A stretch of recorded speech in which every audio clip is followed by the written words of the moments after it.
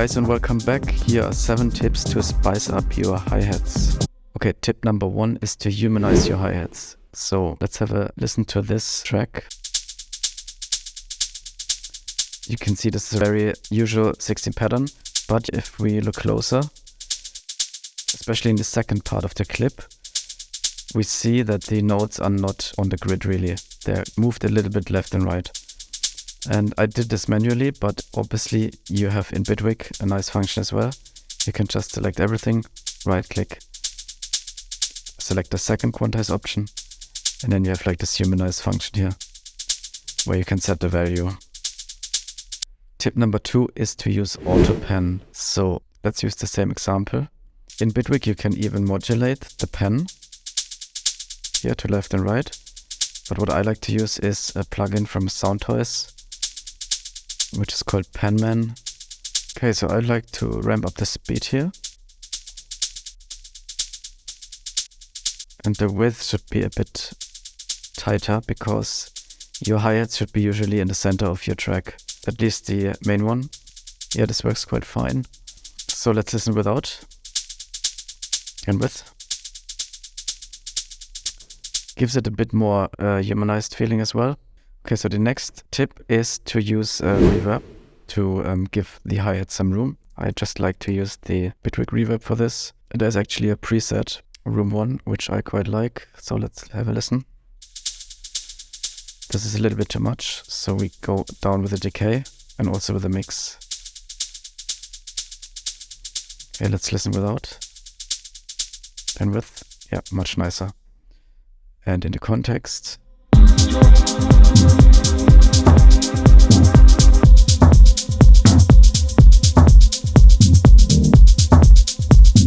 Okay, so the next tip would be to use an LFO.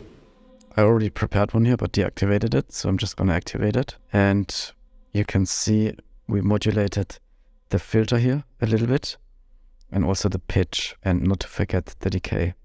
So let's have a listen without. And let's activate it. So you can hear immediately the difference. It's quite moving now, and it comes a bit more alive. So let's have a listen to everything.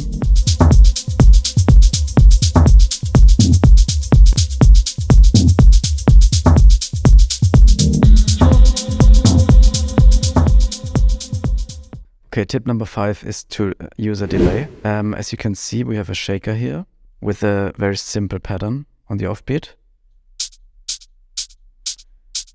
And we can just add a delay. I use the delay plus here from Bitwig. And you can hear immediately the difference. It gives us a bit of a shuffle feeling and a bit of groove as well.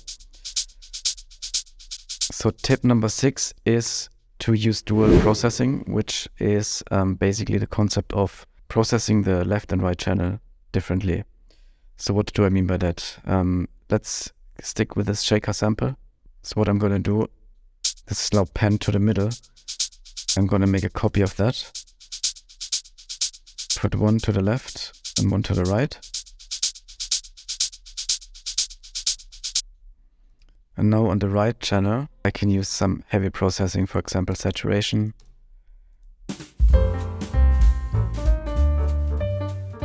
Okay, and because I use all these effects now, the right channel is much louder. So let's only listen to both of them.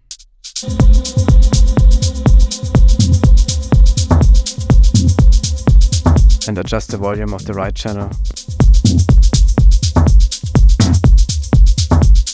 What I also like to do is one of the sides I want to delay a little bit.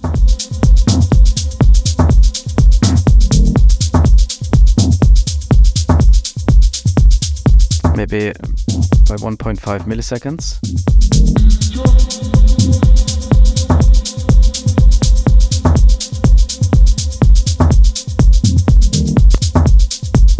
Okay, tip number 7 is to use an arpeggiator. As you can see here, I prepared a track just playing a single note here.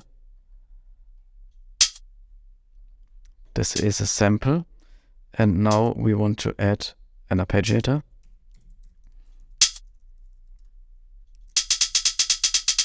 and just play with the settings here.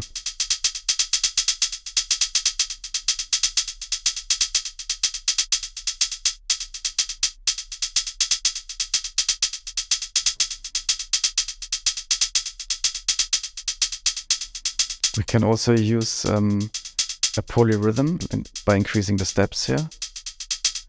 Let's say 12. This will make it even more interesting.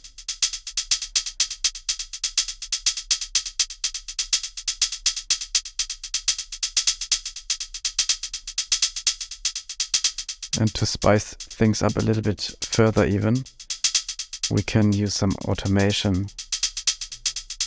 Maybe an LFO to modulate these parameters. But just very subtle, I don't want to overdo it.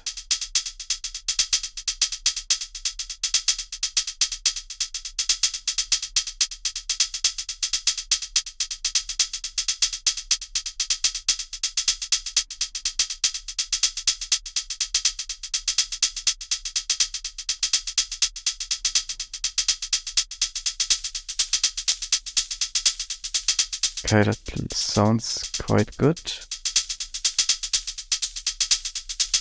We also have some modulation here going on. So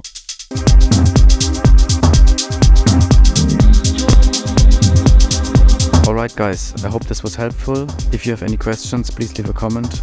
Also, if you want me to cover a specific topic in the next video, let me know in the comments as well. And apart from that, see you in the next video. Bye bye.